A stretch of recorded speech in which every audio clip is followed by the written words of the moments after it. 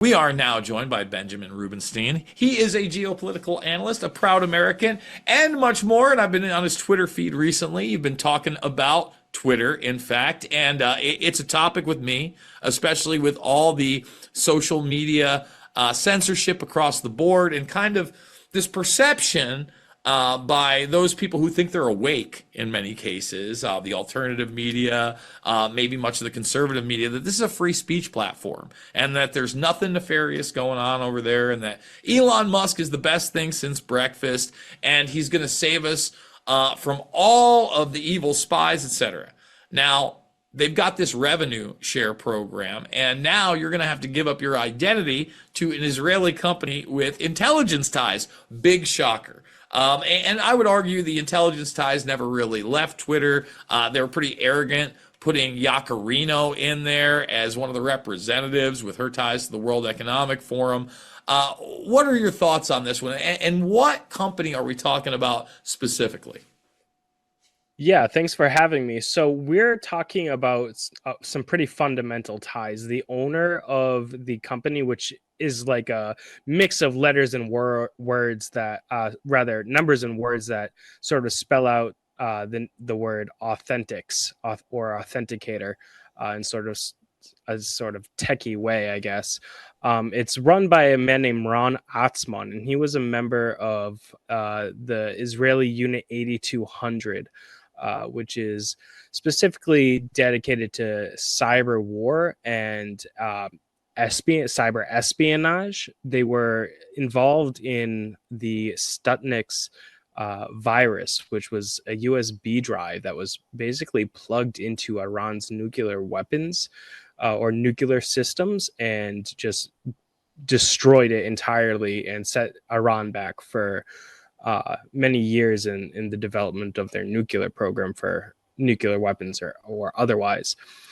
So the founder of this company, which authenticates Twitter users' identity, is a member of this Israeli Unit 8200. So it's quite nefarious.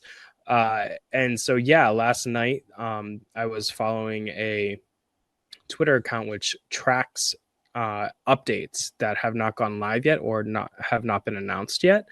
And it said that soon every user participating in the subscription program or the ad revenue sharing program will be required to verify their identity. Now, there's some speculation that this is happening as a sort of needing to meet the standards for Twitter soon becoming a payment processor. That being said, there are other companies that are not Israeli that could have been selected that are not founded by Israeli spies and intelligence operatives. Many members of Unit 8200 go on to run their own sort of private intelligence companies, and this is just one of those many. And it's sort of the merging of corporatism and government that many define as fascism, which we see so clearly happening in Israeli society, and especially in the tech sector with, artificial intelligence like Lavender potentially and more than likely weaponizing applications like WhatsApp to slaughter children in Gaza. So it's So just let's another talk about a string lot in of that that. because it's outward geopolitical, global techno fascism. I mean, there's so many aspects because you hit a lot there, right? For those that don't understand what Unit 8200 is, it's been around for a very long time. It recruits young members of the IDF and otherwise to kind of combat people and be these bots online. Well, they're telling you there's Russian bots everywhere. Israel openly has this unit. On top of that, they do in-person espionage. Stuxnet, as you said, was basically this large-scale virus that eroded over time and was almost undetectable that took out their nuclear system. And there's a lot of argument and disinformation, misinformation, if you will, surrounding how that even came to be in the first place and penetrate them. Now, you talked about Lavender AI. This is the first time that quote-unquote terrorists or targets have openly been chosen by AI, but you could go back to Google and their systems for drones, where you had people walking out because they didn't want to program those drones with similar types of AI that would automated pick a target and destroy that target. We already have those automated drones. This is all in real time. And you also mentioned the fact that it's not just people that want to partake in the ad revenue, but those that subscribe, right? And the larger picture. Well, so launching your subscription service. Yeah, launching your subscription service on Twitter, which is separate from subscribing. Subscription services is something you can offer your followers. It's a difficult linguistic distinction, but yeah. Well, no, I'm glad, because, I've been forced to, I had to buy the stupid blue check mark. I didn't care I didn't have a blue check mark. I didn't care I was shadow banned. But as soon as they took away the ability of me to live stream, and then I'm cut off to 2-minute videos, well, that hinders just the small amount of getting my voice out there. So I have to pay for the stupid thing. And eventually, when it becomes the WeChat app that this guy has a wet dream for the West, then everybody is going to have to give up their identity. That is kind of the large scale plan, isn't it? You talked about a payment processing, but they're really looking at WeChat as the model for what X is going to become. Yeah, I'd say that they're looking to he says it himself, it's the everything app. I think, payment processors are just the first step into that. It's going to be the everything app. The use cases are endless. So, if you want to pay your mortgage, let's just go through X. If you want to pay your doctor or schedule a doctor's visit, just go through X. And so it is rather dystopian, and it's being done under the guise of promoting free speech. While there is, I think you said it yourself, it's the best guy in a bad neighborhood, or something along those lines. I think that's very true. That being said, the censorship is not as good as it once was, as bad as it once was, but it has gotten worse ever since Elon took his trip to Auschwitz. It's gotten markedly worse since Elon took his trip to Auschwitz. Fortunately, investigative journalist for the Gray Zone, Kit Clarenberg, was just let back on Twitter, but he was recently taken off Twitter. At the same time, he was taken off Facebook and labeled a dangerous person by Facebook for breaking an investigation that basically showed how US and UK think tanks created ISIS. And for this, he was simultaneously banned across both Facebook and Twitter. Now he's been let back on Twitter, but it is sort of just a smokescreen to market this everything app, which is likely going to infect every aspect of our lives. Now, don't get me wrong, I use Twitter frequently. I am a journalist and content creator, and it is the best way to get my voice out. And it is nice seeing a small paycheck every month, every 2 weeks from that. That being said, I feel extremely uncomfortable with the idea of myself, anti-Zionist Jew, giving my passport essentially to an Israeli company. Now this Israeli company says that they deleted it after a certain amount of time. I can't recall off the top of my head what let's be realistic. They're not deleting anything. That's not a real thing. Listen, we got to take a break.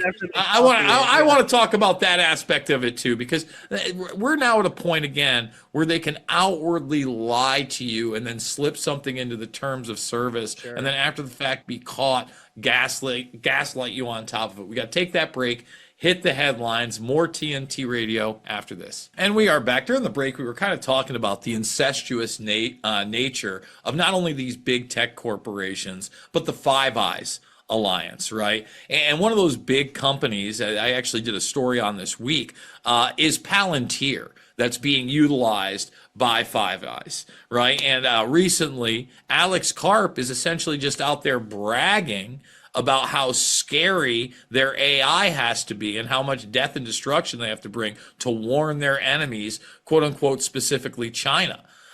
When you look at who created, Karp was really a co-founder, but brought in by Peter Thiel. Again, Peter Thiel Is he the best kid in a bad neighborhood? I don't know. He's the Rumble guy, but at the same time, he was a big seed funder and a big part of Facebook and their success. He's the guy that took out Gawker, if you will. Is that very free speech that he sued Gawker into the ground on behalf of Hulk Hogan?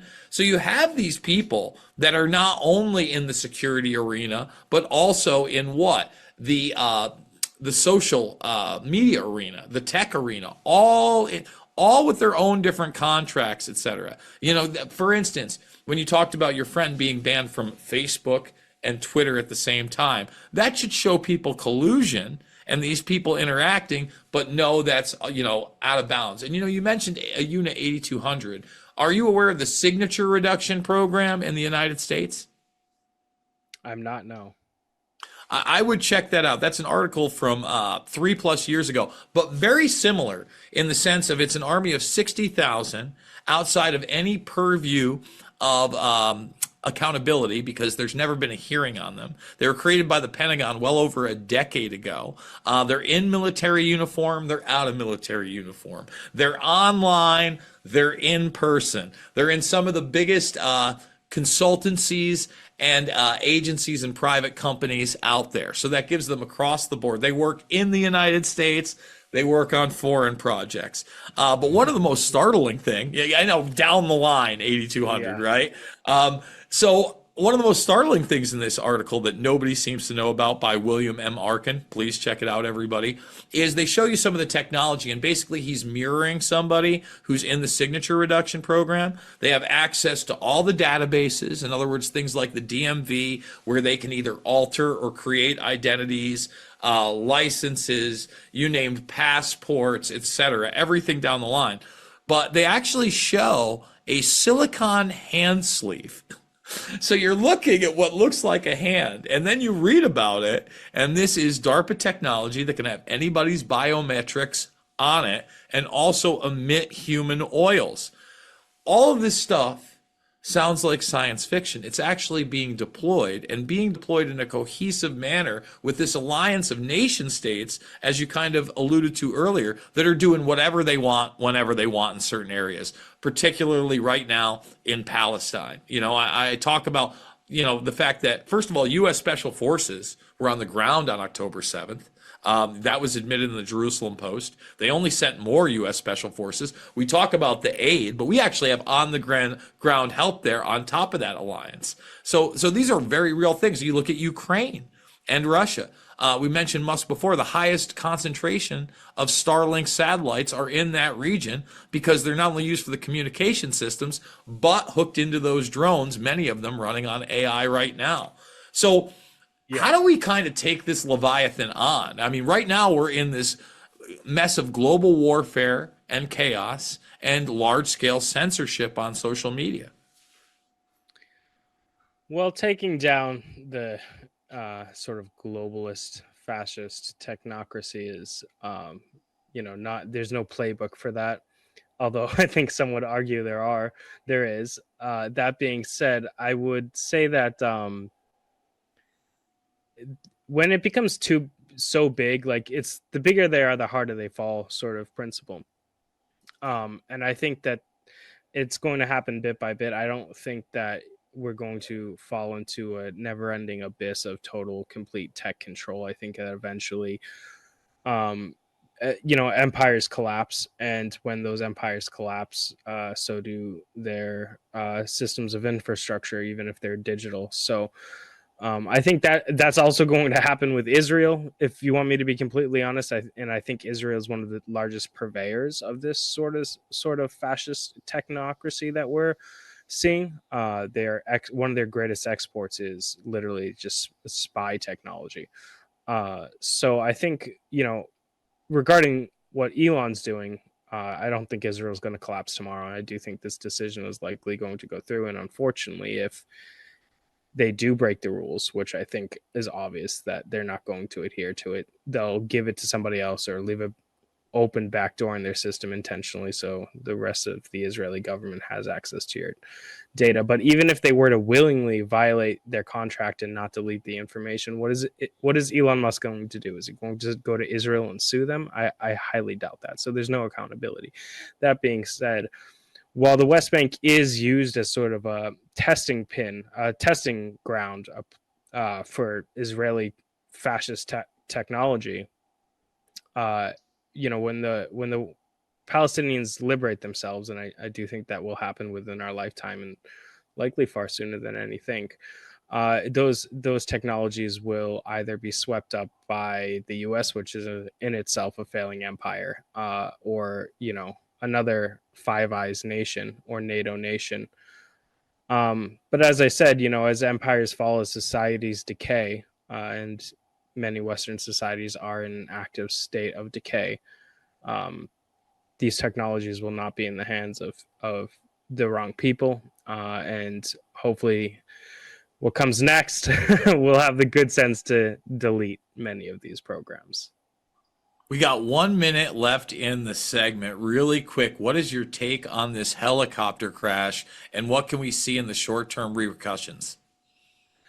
Yeah, so it's really, really interesting. The only one helicopter went down out of an entourage of three helicopters. The one that went down happened to be carrying the foreign minister and the president of Iran. It's very suspicious innately, just because of the tensions in the region.